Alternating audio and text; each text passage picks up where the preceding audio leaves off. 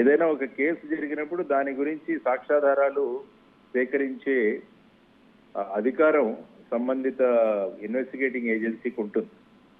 So ఆ విధంగా prevention of money laundering act కింద ఈరోజు ఈడీ అధికారులు వచ్చి వారి ఇంట్లో సోదాలు చేయడం అన్నది సాధారణంగా ఇన్వెస్టిగేషన్ లో ఒక ప్రక్రియ. అంటే లక్ష్మీనారాయణ గారు మీరు చెప్తున్నట్టుగా ఇన్వెస్టిగేషన్ లో సాధారణ ప్రక్రియగానే చూడాలా?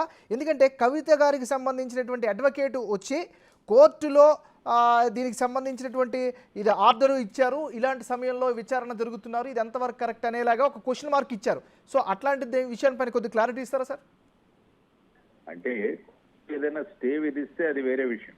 కోర్టులో జస్ట్ ఒక ప్రకరణ మనం ఫైల్ చేశామని చెప్పి ఇన్వెస్టిగేటింగ్ ఏజెన్సీస్ ఏవి చేయకూడదన్నది ఎక్కడ రూల్ లేదు. ఫర్ ఎగ్జాంపుల్ కొంతమంది యాంటిసిపేటరీ బెయిల్ అప్లికేషన్ వేస్తారు.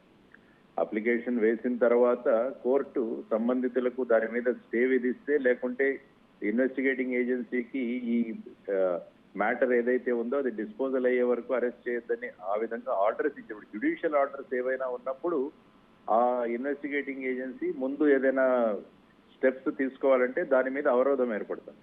కానీ జస్ట్ మనం సుప్రీంకోర్టులో ఒక పిటిషన్ వేసినంత మాత్రాన ఇన్వెస్టిగేషన్ ఏజెన్సీ యొక్క అధికారాలు ఏవైతే ఉంటాయో అవి పోవు. సపోజ్ సుప్రీంకోర్టు కనుక మా ఈ కేసు డిస్పోజల్ అయ్యే వరకు, ఈ పిటిషన్ డిస్పోజల్ అయ్యే వరకు ఎటువంటి కోయర్సివ్ యాక్షన్ తీసుకోకండి అంటే అది వేరే విషయం. కానీ నా దృష్టిలో సుప్రీంకోర్టు ఎటువంటి ఆదేశం ఇవ్వలేదని నేను అనుకుంటాను. సార్, అరెస్టుల వరకు వెళ్ళే అవకాశం ఉందా? అంటే అరెస్టులు ఏ ఏ సందర్భాల్లో చేస్తారు, ఈ కేసులో ఎలా చూడాలి అంటే ఏం చెప్తారండి? అరెస్టులు ఎప్పుడు చేస్తారంటే సంబంధిత వ్యక్తి నుంచి ఇంకా ఇన్ఫర్మేషన్ రాబట్టాలి.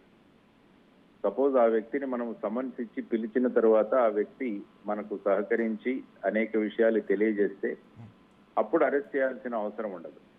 కానీ సంబంధిత వ్యక్తులు ఇన్వెస్టిగేటింగ్ ఏజెన్సీస్ తో కోఆపరేట్ చేయకుండా వారు అనేక విషయాలను దాచే ప్రయత్నం చేసినప్పుడు ఇన్వెస్టిగేటింగ్ ఏజెన్సీస్ ఆ వ్యక్తిని అరెస్ట్ చేసి